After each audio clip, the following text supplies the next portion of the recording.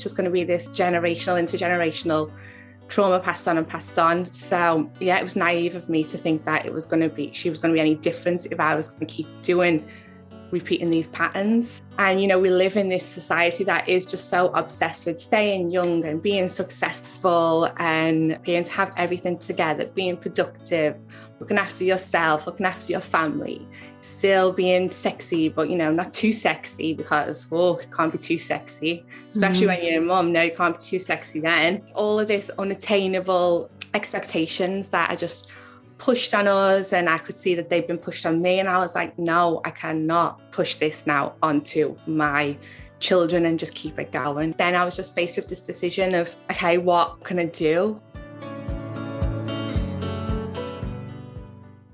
Welcome to the Wildflow podcast with me, Charlotte Pronto, certified cycle and feminine embodiment coach and shamanic womb guide. In this podcast, I'll share my wisdom and conversations with powerful change makers, thought leaders, and embodied teachers to invite you to live cyclically in flow with your menstrual cycle instead of fearing it, to heal menstrual shame and normalize womb wisdom and period positivity, and to step into your sovereign magnetic power to create and embody the change you desire to see in your world.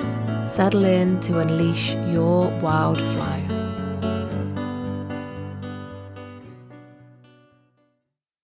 Welcome back to Wildflow Podcast.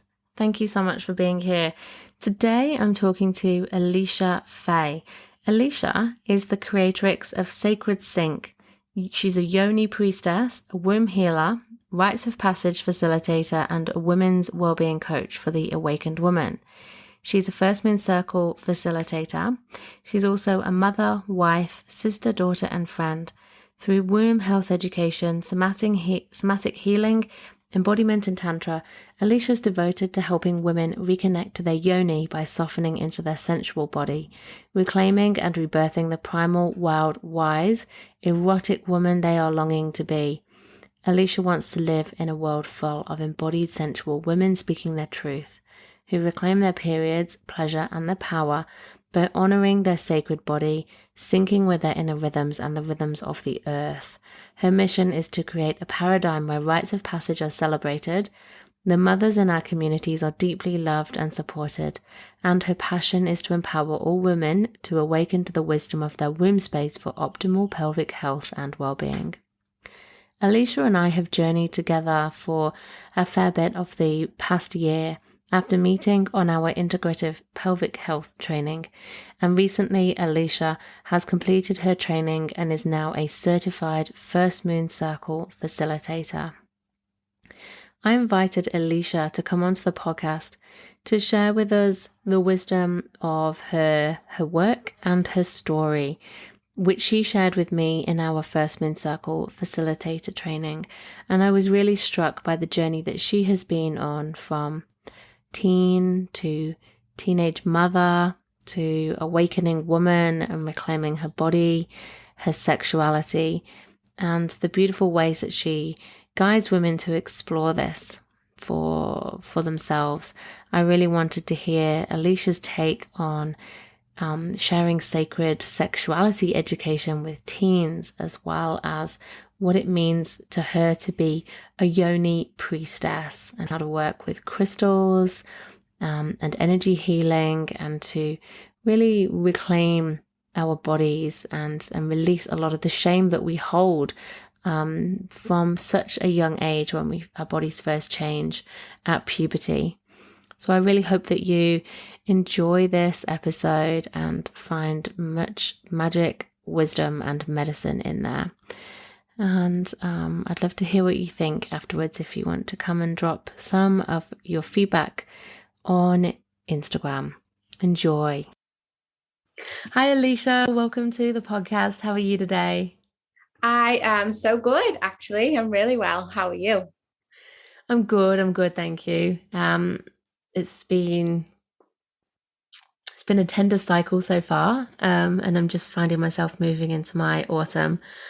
And I've just had a loss in my family over the last couple of weeks, and just a lot of feeling like there's a lot of things ending and shifting and a lot of personal things coming up for to be felt and to be released. And I feel like, you know, it's a great time of transition anyway. And at the time we're recording this, we're about a week out from the summer solstice here in the Southern Hemisphere.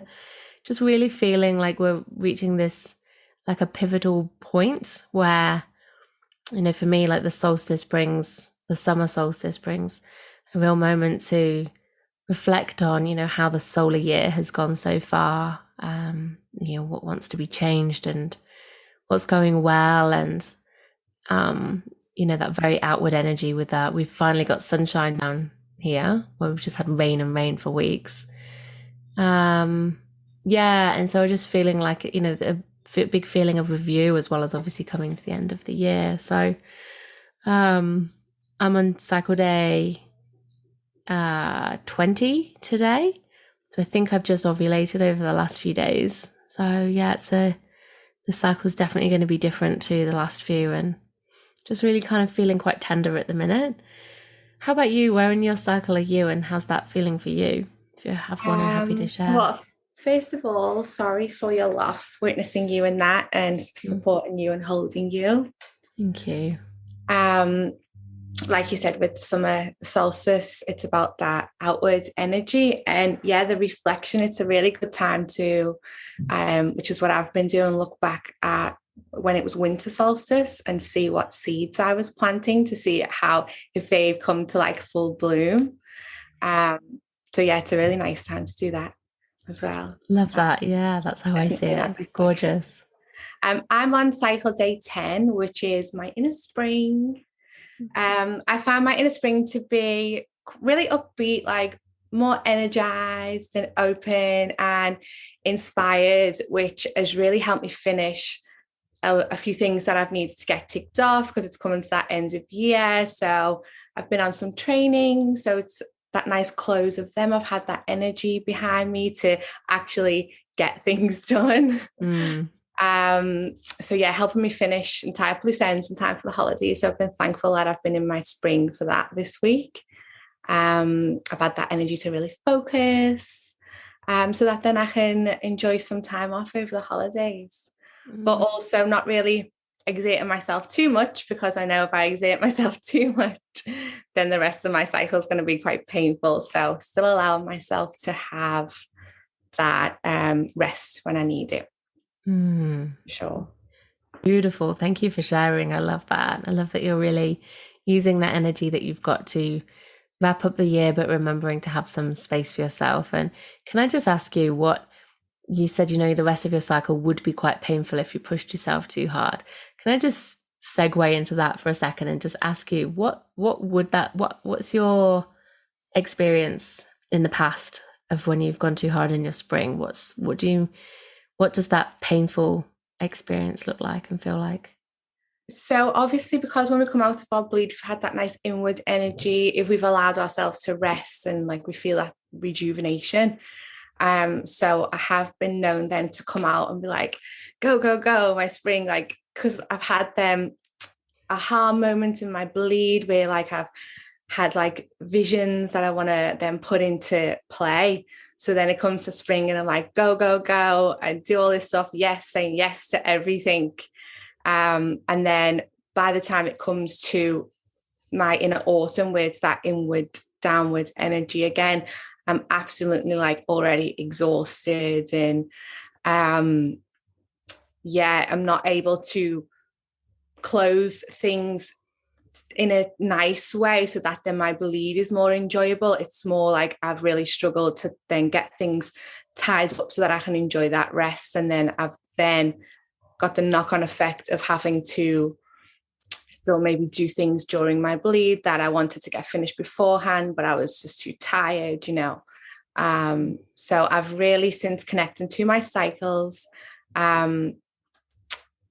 really getting used to, yes, I will have that burst of energy, but trying to hone it in and allow myself to still have rest when I need, so that then come my inner summer, when say I do want to say yes, yes, yes to all these things, I know, okay, I'll say yes to a few things, not everything, so that I've still got that energy to carry me through to my bleed, and I'm not just absolutely wiped out beforehand, which I've done. And sometimes I still do, because life is a lesson. And sometimes I will get excited and say yes to many things. And then during it, I'm like, oh, why did I do this to myself? But I'm getting better. Each phase, I'm getting better.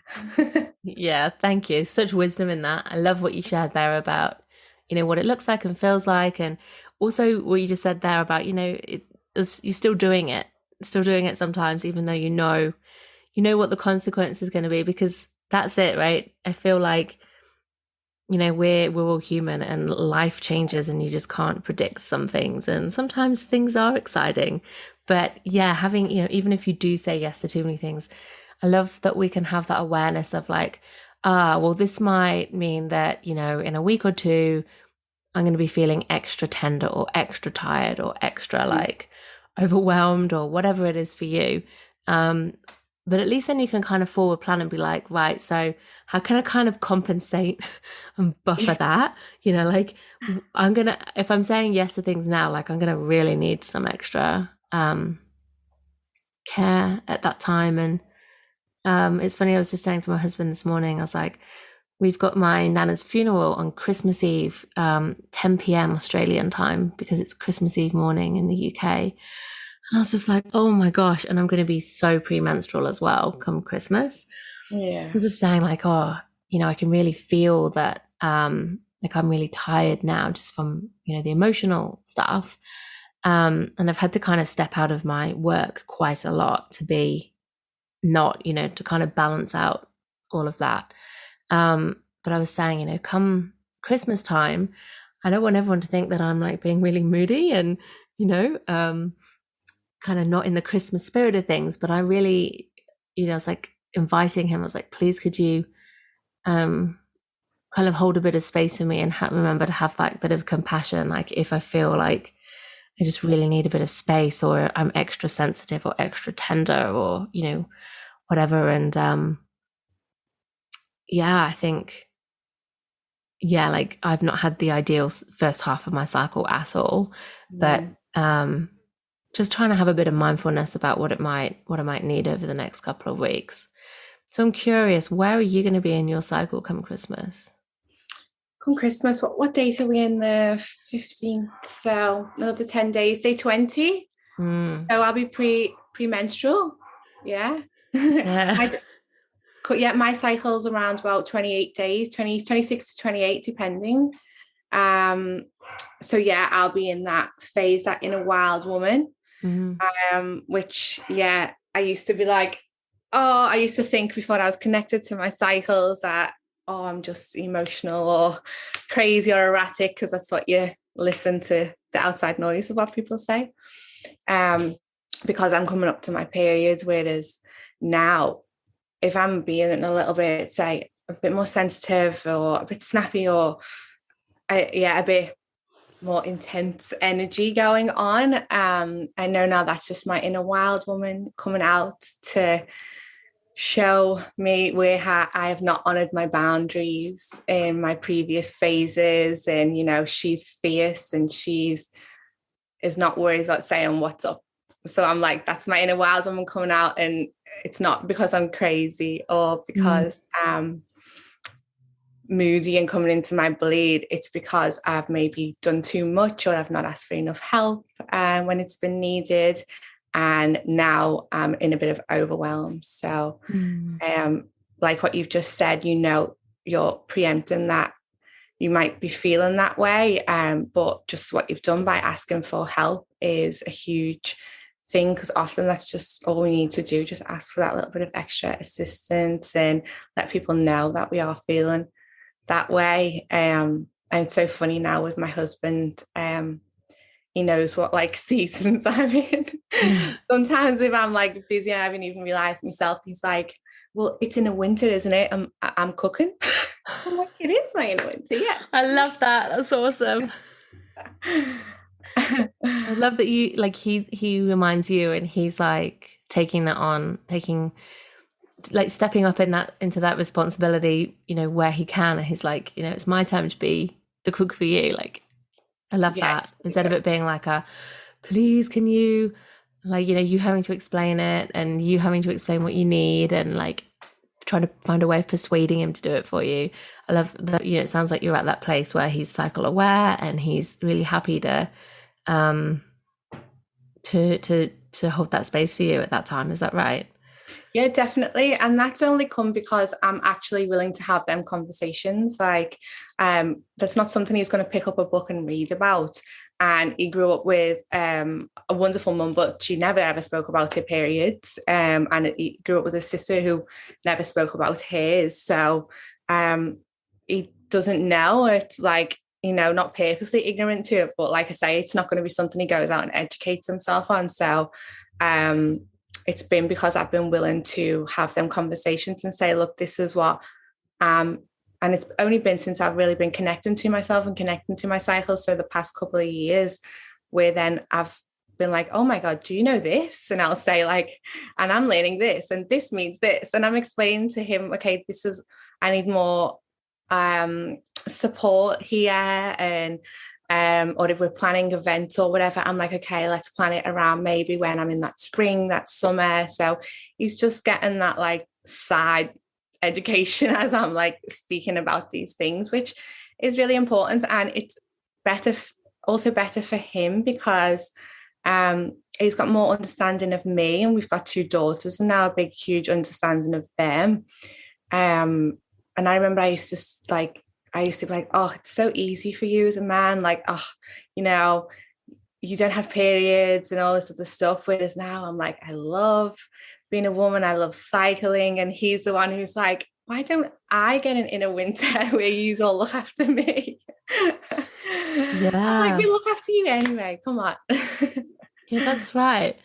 And it's really cool because I really noticed, so the last few days, when I was ovulating and I had this real energy, and my husband Phil, he was like, oh, I'm so tired.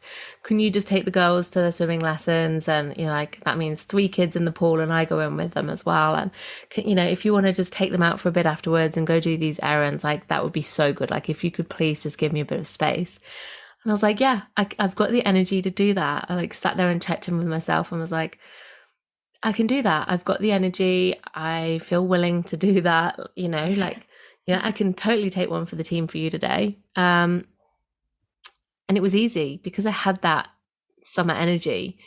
Whereas, you know, he's getting really good at helping me like in the reverse when I'm bleeding and when I'm feeling very wintry, and also late autumn for me. Like when I get like desperate for space. I'm like, just give me some space and peace and quiet for the love of God. And he's really good at knowing like when to just clear the house out and just give me like breathing space. So he said to me before, like, when's my winter? Like, when's my, like, you know, when do I get that chance? I'm like, I hear you, you know. It's really funny, isn't it, how the tables turn and now they're wishing they had a cycle. But yeah, I was really happy to be able to give that back to him and be like, you do it for me then and I do it for you that, like at this opposite time. And, you know, it works. Like we can cycle like opposites, like, you know, on opposite poles. Like it's my summer solstice and his winter solstice or whatever, you know, just for example, like my summer and his winter.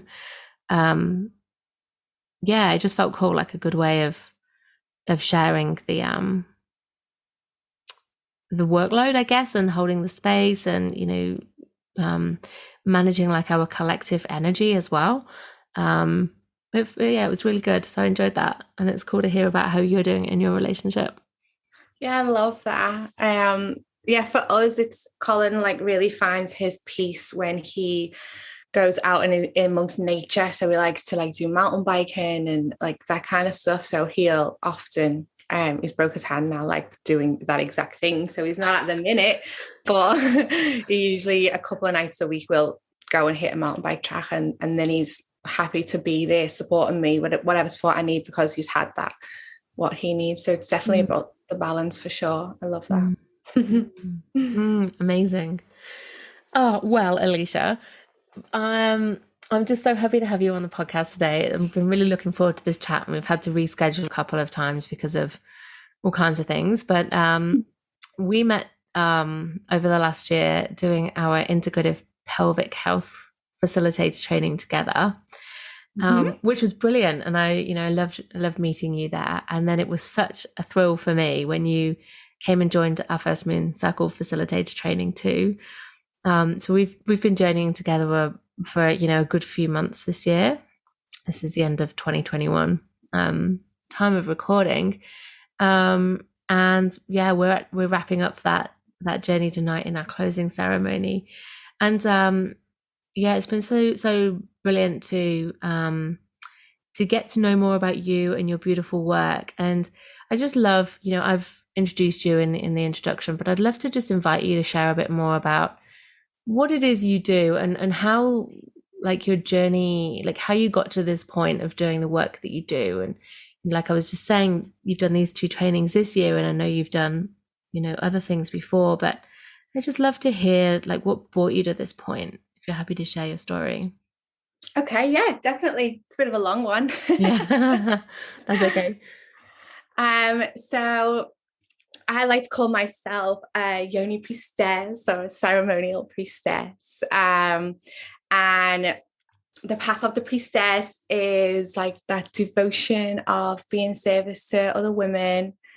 It's honoring their inner goddess and holding space for other women to honor theirs. It's Beautiful. living in flow with my natural cycles and being connected to the earth. And yeah, just really facing my shadows so that I can be a light so that others can find theirs, basically. So that's my little, well, I like to call myself priestess because that's my little priestess path.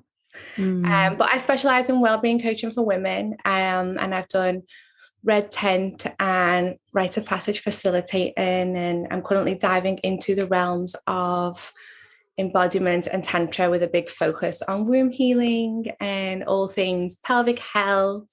And like you said, I'm a student of yours, and we have our closing ceremony this evening, which I'm so excited for because the course has just been so profound. Like, I've loved it.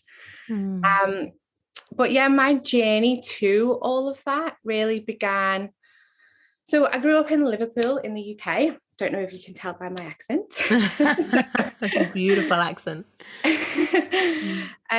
For the most part, I grew up like a really happy child with a lot of love in my family and things. But inside, I grew up with like low self-esteem. But to have known me, you wouldn't have necessarily seen that, because on the outside, I was bubbly. But on the inside, I was really insecure about how my body looked. As I was growing up, that was like a big thing for me. Going through puberty, there was no rite of passage ceremony to celebrate that becoming a woman, that menarche.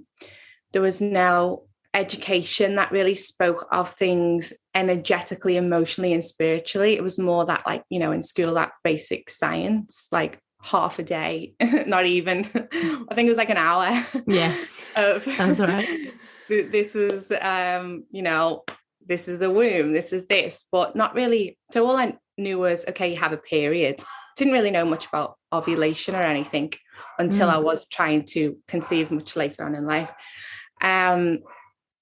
So I didn't really know that there was this whole cycle and there was different phases of it. So then when I went through puberty, there was all these changes, not just energetically, spiritually, and physically.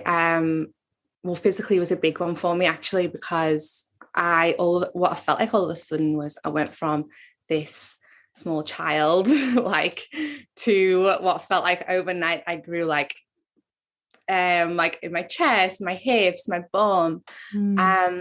But yeah, my skin wasn't the forgiving type. So I remember being covered in like these purple stretch marks on my thighs, on my bum. So I was always trying to hide my body from my friends. And, that was back in the era when it was the fashion to look more like Kate Moss and Paris Hilton, which are beautiful, no denying that. But when you aren't resembling that, and everyone around you seems to be, it, you know, that's a lot of where the insecurities and the body shame, I guess, began. And then my mom, as beautiful and amazing as she is, always, she grew up in that diet culture, so it was always like Weight Watchers here or Slim Shakes did, and so I grew up seeing that. So it was that constant, you know, looking at my own body, comparing it to other people, but then also growing up seeing like that it's this diet culture and everyone needs to be thin and blah blah blah. Yeah, so I grew up with a lot of insecurities. I went through phases as a teen, like making myself sick, like not trying not to eat, trying just to eat on. At one point I was eating just cabbage and things, you know. They would only have a small phases. I understand people go really deep into that and have a lot of other problems. For me, they were quite fickle, but still they were there, and it could have turned out a different way. And then, yeah, when I was 18, then I became a single mum to a beautiful baby girl. And so then I had like the postpartum body, which then only added fuel to that body shame and them insecurities. And I was like desperate to prove myself, prove I hadn't ruined my life, which, because I was young with a baby at then, many people would be like, oh, that's it, you ruined your life, you know? So desperate to prove I hadn't ruined my life and ruined my body. I became obsessed with proving myself, proving I could be a good mom, I could still be successful, proving I could still be desired, because we're conditioned to believe we must always be desired as women. So it was just this snowball effect of, it was just very like just shallow of appearance, you know, what I appeared like to everyone else. That was like the main focus that I remember that journey through most of my 20s. So by 20, I'd had breast surgery because after having a baby, I was like really insecure. By 21, I was doing things like lip fillers, Botox. I was even doing tanning injections to change the color of my skin. Like, it was just like one thing after another, never feeling happy, always feeling unworthy, always trying to prove myself and thinking that proving myself was based on how I looked and how I appeared. So yeah, that basically just carried on throughout my 20s. But the real tipping point came when I think my daughter was about 10 years old at the time. And I just remember a conversation where she said to me she felt ugly or she felt fat. And I just remember being absolutely like, what? Like, you are this tiny child. Don't be so ridiculous. And I was like, oh my God, this is my fault. Like, this is because of me, not because I haven't told her she's beautiful, because I did all the time, but because she's watched how I've hated myself for so long, or how I've been changing how I want to look. So yeah, it was just like this, oh my God, this moment, like, wow, I'm repeating, like, she's going to repeat, you know, and it's just going to be this generational, intergenerational trauma passed on and passed on. So yeah, it was naive of me to think that she was going to be any different if I was going to keep repeating these patterns. And, you know, we live in this society that is just so obsessed with staying young and being successful and appearing to have everything together, being productive, looking after yourself, looking after your family, still being sexy, but, you know, not too sexy, because, it can't be too sexy, especially when you're a mum. No, you can't be too sexy then, you know? Yeah, back in your box. Yeah, so it's just all of this unattainable expectations that are just pushed on us, and I could see that they've been pushed on me, and I was like, no, I cannot push this now onto my children and just keep it going. So yeah, I guess then I was just faced with this decision of, okay, what can I do? yeah, so then I went on this really big journey of self-discovery then. I was like, this needs to stop. And I think that was like the catalyst point. I can't remember exactly what it was that was the first thing then I went into to do it. You know, I think one of the biggest things on my journey was I got the book, The Power of, oh no, it wasn't The Power of Now, although a very good book, that one. It was, I can't remember what it's called, off the top of my head. Anyway, I got a book that was a spiritual book, and it was all about manifestation, about like what you ask, believe, receive, all this stuff. And I was just like slowly manifesting little things, you know, putting like things out there, and then they were happening just by me having these positive thoughts and then living on that like higher vibration. So it started with little things like that, but then I was like, okay, I'm onto something here. So having that the identity that I'd built for myself of like all of being someone who I wasn't, basically just started to feel less and less authentic to me. So then I was slowly peeling back the layers of all of this identity by reading more self-development books, by connecting more to myself. But I still couldn't really, I still felt that disconnection. And then it wasn't until I started feeling like, okay, maybe this disconnection could be because of the contraception I was on. So I guess the realization for that came, I'd been on a contraception for, it come up to 6 years, and I'd had no issues with it. I didn't have a period with it for that amount of time. And that to me was great, because I, at the time growing up, as my period was a burden. So it was like, yeah, I don't have a period. This is great. But during that time frame was the time when I felt so disconnected from myself. I was always trying to be somebody else. I was never happy with myself. I was going from job to job, trying to find what it is I felt like I was missing, but still couldn't figure anything out. And then on the 7th year of being on this contraception, I was bleeding nonstop. Well, like I'd bleed heavy for a few days, then none, then again, or I was like lightly spotting. So it just felt like this constant like bleeding going on throughout. So this happened for months.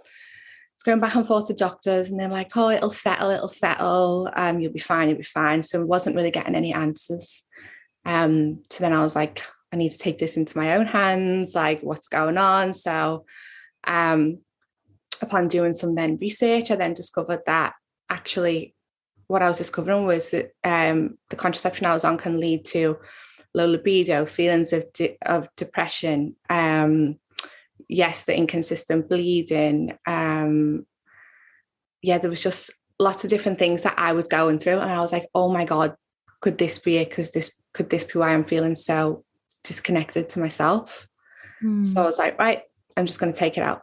Like, so I went in, had it taken out, and yeah, it felt like all of a sudden, like these clouds had just been lifted, and I was just slowly feeling more like myself again.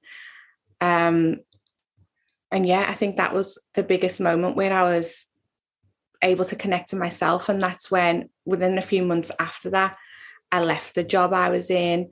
I was actually studying to be a nurse at the time. I left that and was like, I'm just going to study crystal healing. Everyone thought I'd lost the plot. But I was like, no, I found it. Like, this is where I'm being guided. So, you know, this is what I'm going to do. My life just completely changed then. And yeah, I then studied crystal healing after, and I was building that connection to myself, and I was, you know, becoming just way more connected. I wasn't as obsessed with how I looked, with how I was perceived on the outside. I was more connected to me on the inside, like, who am I? I had my values completely changed. And I then opened a crystal store. I was doing like crystal markets.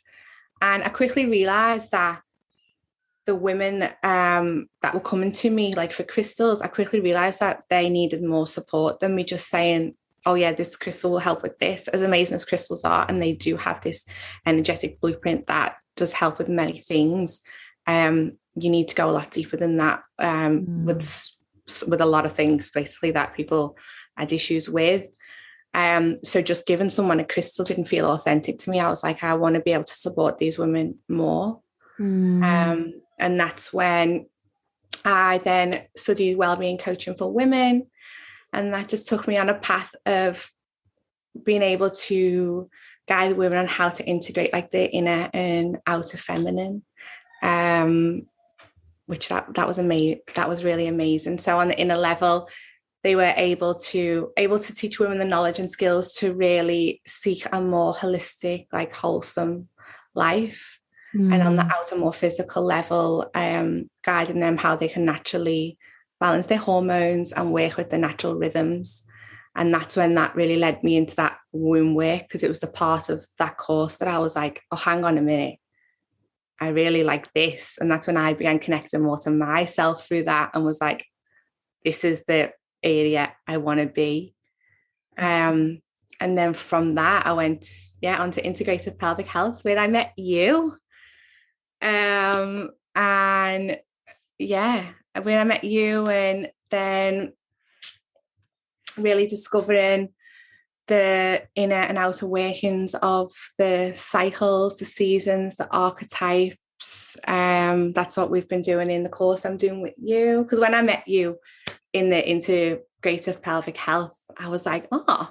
So then I went on a little stalk. I was like, wow, this woman is amazing.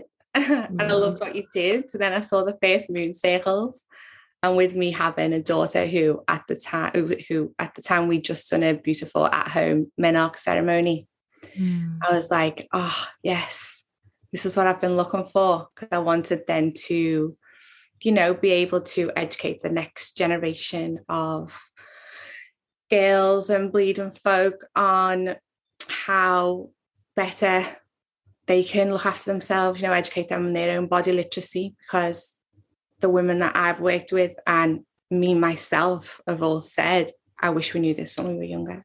And now, so it makes sense to then start with that generation. So that's basically where I was led from: integrative women's wellbeing, crystal healing, basically women's wellbeing, then into integrative pelvic health. And I've been doing womb healing, yoni steaming, and now bringing that to the next generation, thanks to you. And the whole women's circles, which I think are really good at building that community and that sisterhood, by allowing us to have that space for women to hold each other and support each other, and realize that we're not always in competition. We don't have to compare ourselves to each other. We've all actually got a real likeness, and so similar in the things that we actually want in life, which all comes down to, love and compassion and healing and all of that. So I don't know, did that actually explain? Alisha, I mean, like I just spoke like an hour. It was, thank you so much for sharing that. That's so powerful to hear. And I just wanted to wrap you up in a huge hug and thank you for sharing so openly, your whole life path, how it's all brought you to this point, this place where you're at today. And I can see, so clearly, how those earlier experiences have really shaped your work, but your beautiful energy and desire to really give to the next generation, so that they can, you talked about teaching body literacy and cycle wisdom and things like that, and you really, what I'm really hearing is underneath it all is not growing up with that sense of shame for who we are and what our bodies look like, and who we are most naturally.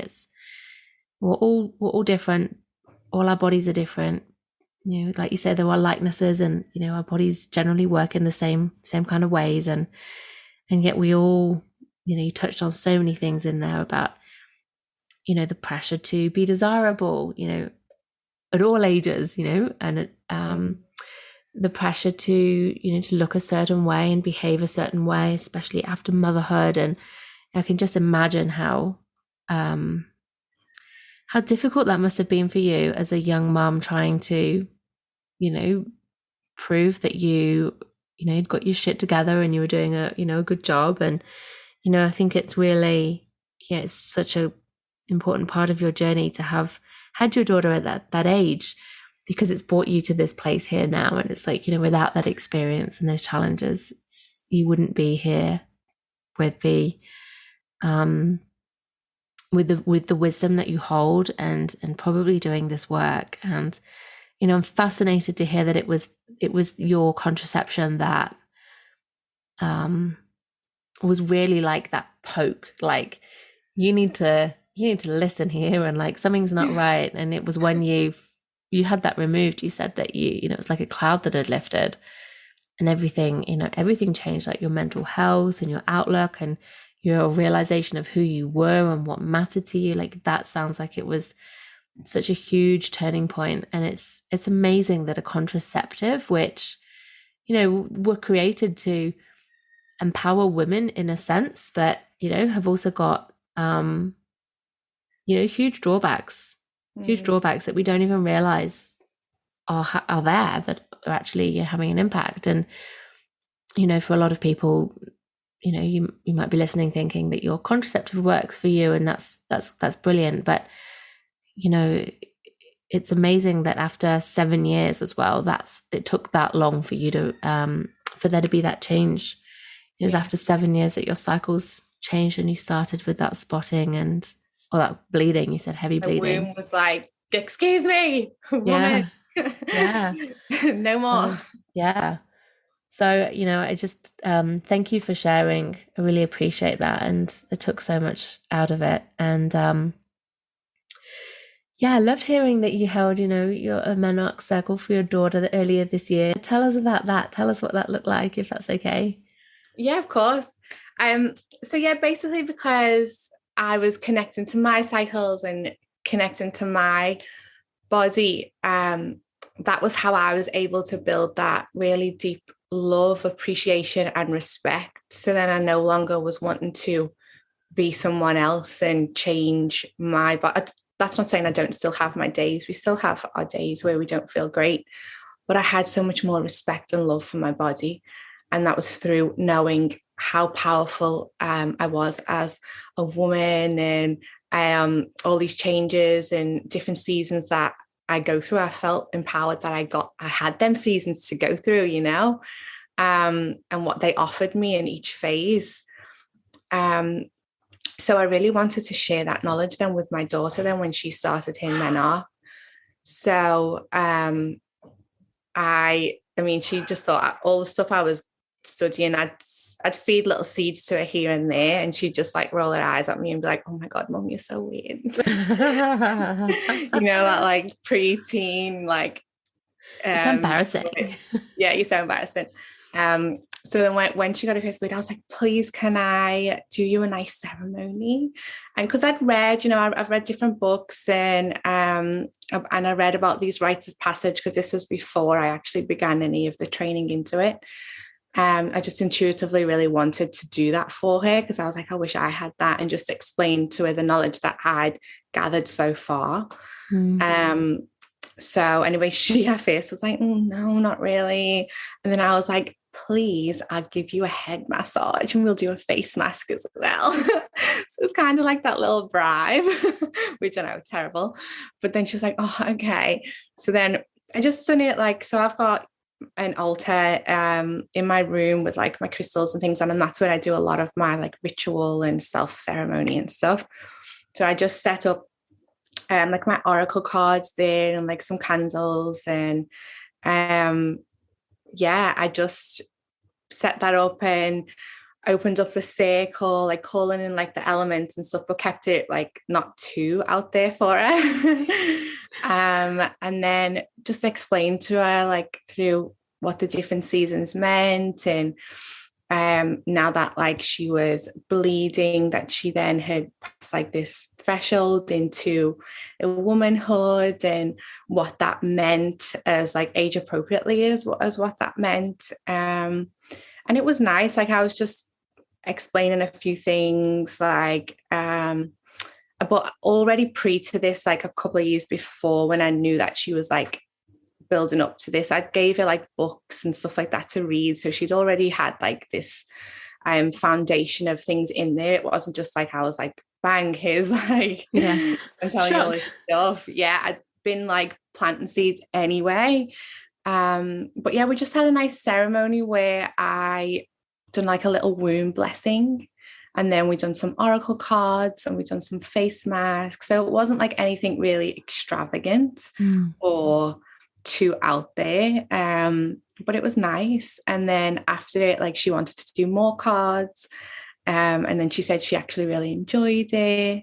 And then I think when one of her friends got hair bleed not long after, she came home and was telling me, I told my friend about the ceremony that we had, and she said, I wish your mum would do her witchy things with me. Oh, that's awesome. Like, oh, you know, I will, yeah. So I feel like this work is definitely needed. You know, if I'm going to work with women and mothers, it just feels natural for me to be able to offer that service to their daughters or whoever it is that needs this. Beautiful, Alisha. That's kind of what led me to that. You know, I just want my daughter to be able to love and respect her body and understand it more than what I was able to.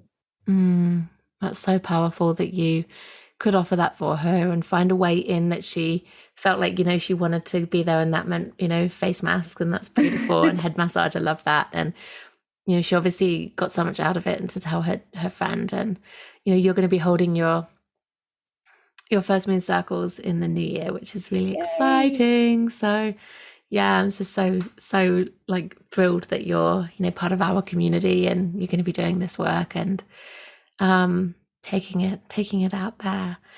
And the other thing that I really wanted to ask you about is the other part of your business. You've just recently opened an online crystal toy shop, haven't you? So yes. You're very much into sacred sexuality and, you know, womb healing and you know, sexual healing, I guess, as well. And, you know, I guess that's, you know, hearing that you had done your crystal energy training, that makes sense to me, you know, where that would weave in, and it's like this beautiful intersection. And I would just love to hear a bit about why you feel these crystals, you know, can be so powerful for reclaiming sexuality, especially, you know, when somebody's got like a difficult relationship with their sexuality perhaps as well. And just to tell us a little bit about that and how it works, and perhaps, you know, some tips for somebody who's listening who wanted to explore that for themselves. Would that be okay? Yeah, of course. So it was like a natural progression from me doing the crystal healing and having a crystal store. When I then went further into womb work and reclaiming my own sexuality and all of that, it just felt less aligned for me to have like this big volume of all like crystals. And I was just like, you know, I'm just going to make available what actually complements the work I do, so that the women in my community have access to this if they want it. It's there, you know, just a little extra offering for them. Because with a lot of the work I do talk about yoni de-armoring and stuff. So yeah, basically reclaiming my body and my sexuality has been so important to me because I do have 2 daughters. And often, like I said, when we grow up, we mirror what we see. So I want them to grow up feeling empowered when they see that I am I'm able to speak of these things more naturally, and I'm empowered in my sexuality. I don't want them to grow up feeling ashamed, because when we're feeling ashamed, that's often when we make disempowered choices in regards to the sexual activity that we may have.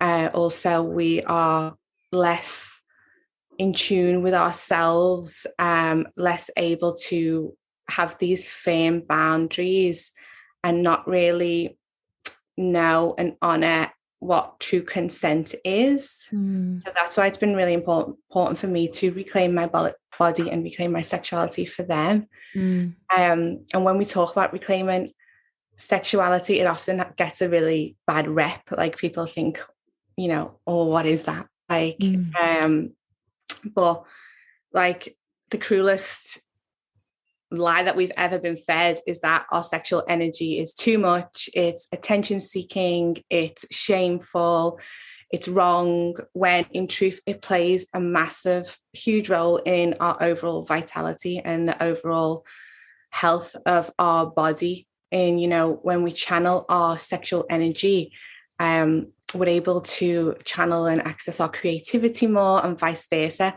When we're channeling our creativity, our sexual energy is more big and expanded, and that really heightens and improves our overall well-being. It is our creative life force. You know, when our sexual energy is flowing, it is mirrored in our creativity. And sexual energy, it not just creates life itself, which it does, you know, stuff, but it channels our visions, our desires, it births our dreams into fruition. Because, like I said, when we are channeling that sexual energy, we're in creative flow. So then we're able to see what it is that we desire, see what it is that we want from life. And we have that energy and that life force going through us, that we're able to put the steps into action that need to be taken in order to birth these things out into the world. So it's not just important for pleasure, like self-pleasure and making families, but it's important for your life in general. It's a really important energy to have access to. And, you know, like I say to people that come onto my course, your sexual energy is yours. It doesn't belong to no one else. It doesn't belong to your parents. It doesn't belong to a religion. It doesn't belong to your partner, which a lot of people think like their sexual activity is only ever with their partner. But it doesn't. It doesn't belong to society either. It belongs to you and you only. And it's up to you how you channel that energy. It's not something that should be kept small and kept in a box. It's something that needs to be embodied, and that doesn't mean embodying your sexual energy. You walk around and you're wanting to have sex with everything. That's different, you know. It's just talking about the energy as a whole and what you can do with that energy, what you can create with that energy. It doesn't mean you're actively just having this like big sex life, which also there is nothing wrong with. But yeah, I talk about it as in how important it is just for your overall vitality. And there are many ways you can channel that energy, which, you know, through movement, through moving our hips, we're able to bring that energy just from our pelvic area. We're able to bring it around our whole body. Through touch. There's many ways. Making pleasure a priority. Yeah, self-pleasure is really important. You know, if you don't know the things that you enjoy and the things that you like, then how is someone else supposed to be able to pleasure you if you don't know where that erotic blueprint is in your own body?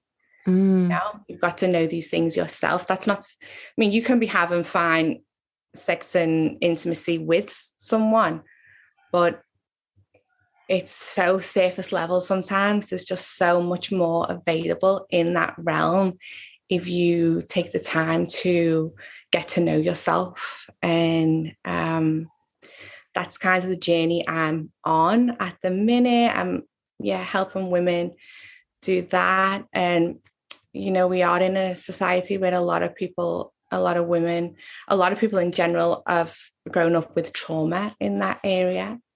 So with the crystals, I offer the Yoni wands and the Yoni eggs, so that people are able to release that trauma from the body. So somatically, so we can use the Yoni wands internally in our Yoni canal, so in the vaginal canal, just to give ourselves a really nice pressure point massage. And when we do that, we can, release any tension that might be in there,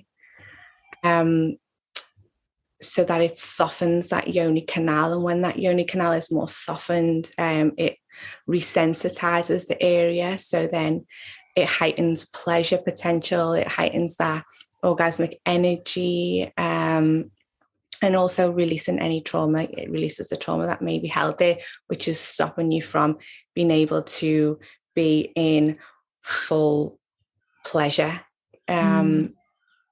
So yeah, I've been on the journey of that, guiding women through that. Special work. Yeah, and I love it. Yeah.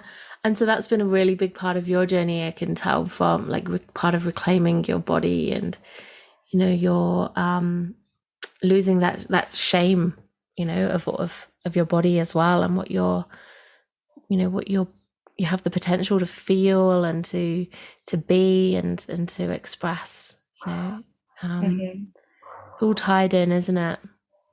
Yeah, definitely. And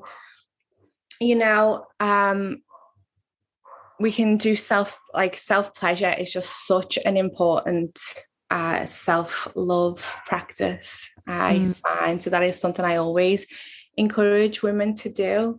When we drop into that like sacred ceremony of pleasure with ourselves, we're able to release them feel good hormones, the serotonin, the dopamine in the body, which are released during pleasure, and they help us really relax and de-stress. And who doesn't want that? Exactly, right. And as well, I feel like it also increases our capacity to just feel pleasure in the everyday, Exactly. And instead of, I think, I feel like life's changing quite a lot for a lot of people, but, there's been times in my life as well where I felt like, you're just going on the hamster wheel, you're just going through your day to day, and it's just about getting through, and each day kind of feels the same. And, when I really think about it, I was also on, hormonal contraceptives at that time, but, and coming off that for me was definitely part of me kind of feeling things that I'd never felt in my body before.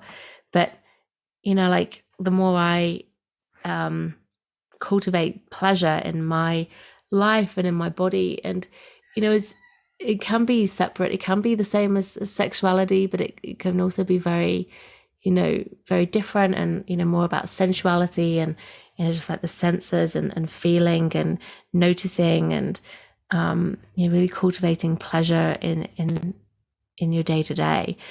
I feel like they obviously go hand in hand. It's like growing that capacity to receive, growing that capacity to feel safe in inhabiting our bodies, and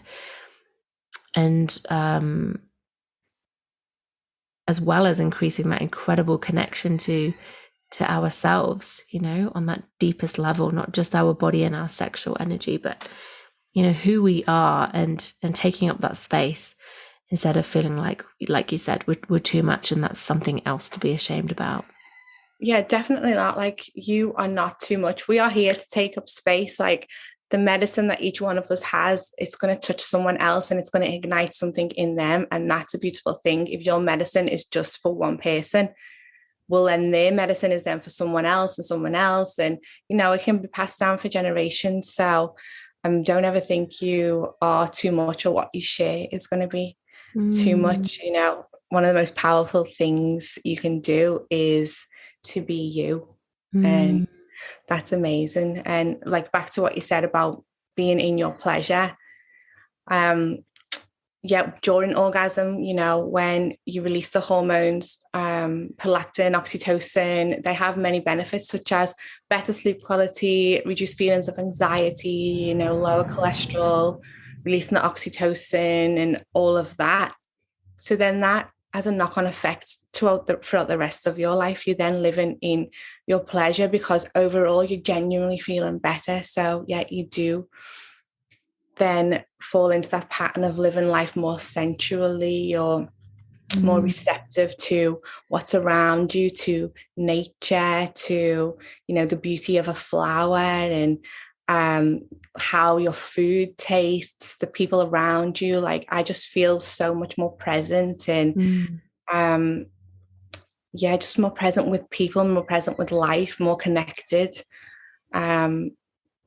And I'm more not magnetic as well. I'm allowing myself to have orgasms. It's basically the whole edge of reclaiming my cycles, once I started reclaiming my cycle, that was the next thing, because ovulation, it's that sexual energy. And it was then, okay, now I'm in this area of reclaiming this part of myself, and that's just as important. And since doing that, I just feel more confident and more able to make the shifts necessary to be a better mom, a better friend, a better person in general. I love it. You're such I really feel like you're a lineage healer. I was going to say breaker, but I feel like more of a healer, in that sense of, like you said, you kind of replicate, what you saw in your own lineage from your own mother, and, you having seen what you saw from your mum, and then, noticing what you're passing on, and really, really becoming mindful of what your legacy is. And, so clearly that we do, like you said, we do transmit this energy, this frequency, this, even if you're saying one thing of like, love your body, you're beautiful, it's like what we do and how we, our children pick up on our energy, as all people do. And, I really love that you're really, here to break that intergenerational pattern, and, through reclaiming your body and your sexuality. And it's just so powerful. And I know that you're really passionate at some point about, sharing this kind of wisdom, this sacred sexuality wisdom with teens as well, aren't you? And then I know it's something that you've not, you're not quite ready yet to start, but it's very much something that you're passionate about. So I've just been planting little seeds for now. But I think with doing the first moon cycles, and with teaching young girls how to have that better body literacy with this cycle, and journey through the spiritual and the physical aspects of it, which is absolutely beautiful. But also keeping it like age appropriate. So it is for 9 to 12-year-olds, so not diving too much into the realms of, sex and sexuality. But that is still definitely a very important conversation to be having with young people, because, a lot of the that's first when you get into your teens is when that energy is first coming about, and you don't really know how to control it or what really to do. And a lot of times, when I grew up, like, self-pleasure was like this big taboo, and like you wouldn't be talking to your friends like about it. So if you did it, which I did, it wasn't something I spoke about. I was like, ashamed and stuff like that. I used to think like, oh, is what I'm doing like allowed? And so then I kind of grown up thinking like I was only able to receive this pleasure from other people, and then making like not very good decisions, disempowered choices, and experiencing that like inner conflict and shame. And so that's why I just feel like, although it's a very taboo topic in general, with that teen age group, yes, 16 is the legal age they're supposed to do any of this stuff, but we just know that that is not what happens. You know, a lot of people do get involved in these activities before then. So I think really educating them better than the school education, which is this does this, and, you know, more educating them on that like self-sovereignty, that self-love, and how when they share that sexual energy with another person, then you have energetic cords to that person, and if they were a very nice person, then you might still hold some of their energy within you. And, you know, now I'll do things like cord cutting rituals and stuff with women to cut like past relationships or past traumas and things like that. So I think it's important to, if you get to them younger, and explain the importance of all this stuff and just armor them with the tools and the education, so that they can make their choices with discernment, and also feel empowered in their decisions, but also letting them know that they have people to talk to if they have made decisions that, say, they thought weren't the right ones or whatever. Then they've got people to lean on for support, and they don't have to keep that to themselves and be shamed because legally they're not supposed to be doing this stuff, you know.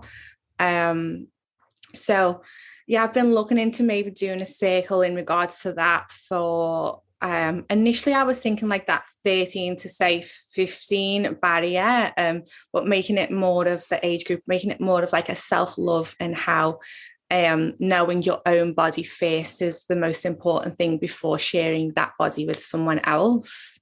Not really talking about this is sex and this is pleasure and this is what will get you from A to B, more of a self-sovereignty of this is you getting to know your own body. And then maybe a circle from, say, 16 to 19 that may then go more into the realms of pleasure, but with the with a different take on it. As at the minute, there's still all seeds, to be honest. I love it. I love it, I Alisha. know that there is definitely medicine to be shared, because this is stuff that I wish at them ages I was equipped with. So yeah.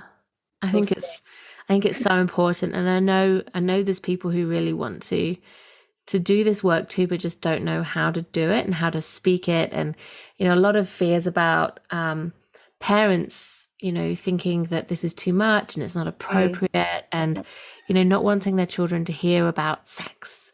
But like you've said, you know, it's not the mechanics of sex, and it's not about necessarily even, you know, safety. Because I think when we just talk about it as like, you know, you need to be safe, you know, and don't let things happen to you, you know, don't be taken advantage of, or, you know, that's projecting your own fears and your own experiences onto your child. And, you know, while they're valid concerns, I think we have to, like you say, empower them with knowledge. And I just think that wisdom about, you know, learning your body, experimenting, connecting, deeply honoring your body teaches you to respect your body and to love your body, and to understand that, you know, it's something that you can, you know, keep all to yourself, or, you know, you can't, like you said, you can choose to share that, but to be really choosy about who and how you share that, and not from purity culture of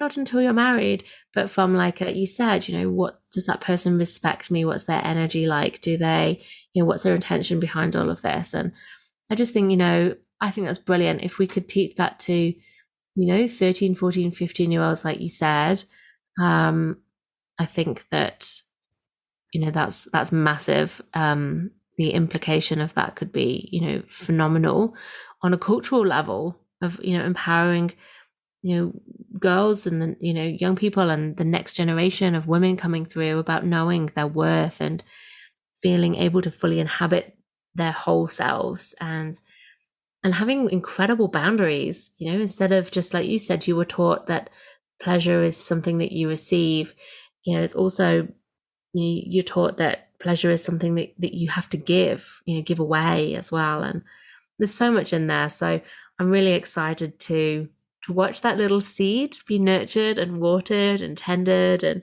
you know, when the time is right for that little shoot to grow, and to see what you're doing with it, Alisha, because I think like I said, I think it's so important, and I know there's people who would love to hear, like, follow along and see how you're doing it. So yeah, amazing work, and I can't wait to see what comes.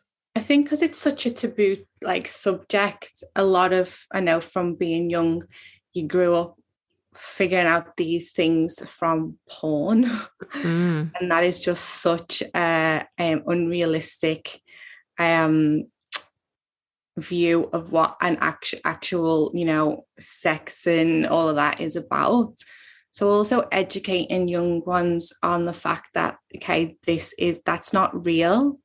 It's important for boys just as well. Like, you know, it's not this big performance, and it's, you know, Totally. Sometimes often in terms of porn, it's often like a situation where the woman's always being like this, like dominated and all of this stuff. And, you know, so then that teaches young girls that what they should be so submissive. So then they won't stick up for themselves, and they'll let their boundaries be crossed. And that's one of the things that I definitely do want to be able to, because obviously I've got a daughter who's 13. So educating them on the fact that this is not real.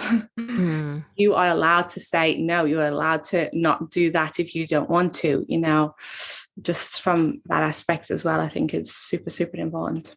Thank you so much, Alisha. And so as we wrap up, if people want to find you and follow along or have a little nosy at your crystal shop, where can people find you? So I'm more often than not on Instagram. That's where I'm mostly active. My Instagram is at Alisha Faye __. Alisha spelled ALISHA. And my website is sacredsync.com. I am also part of a multi-author book that just was released. Yay, congratulations. Thank you. That hit a bestseller on Amazon, which is absolutely amazing. That's called Divine Union. That's just me, a co-author with 11 other authors talking about their journey. That's where you can get me. My Instagram for my crystal shop is at Sacred Sync. Sacred Sync. Beautiful. Yeah, thank you. So I recommend, if any of this has really landed with you, go and follow Alisha, go see what she's up to. She shares really beautifully, and really, you really inspire me with what you put as well. And I have to admit, sometimes like what you share, I kind of like feel this like response in my body of like, oh, did she do that? And I'm like, yeah, she did.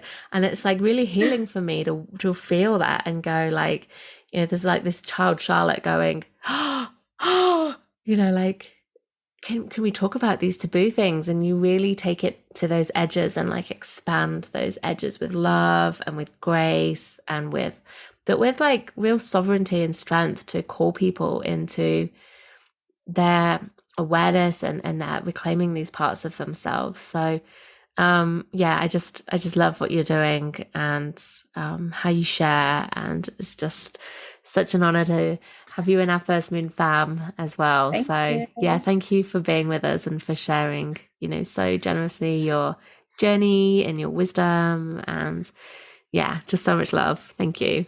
Thank you so much for having me. Thank you so much for listening in. If you're loving this podcast and you'd love to help me spread the wisdom shared, please leave a review or rating, or share this with somebody who you think would love to listen in. I'm really passionate about creating ripples of change and getting this information to more women, girls, and people with a cycle so that they can reclaim their cyclic natures too. And if you'd love to dive in deeper with learning more about how to connect with your cycle and rites of passages, come and join our free Wild Flow Circle community, or choose a course and learn with me on my online learning hub. All the links are in the show notes.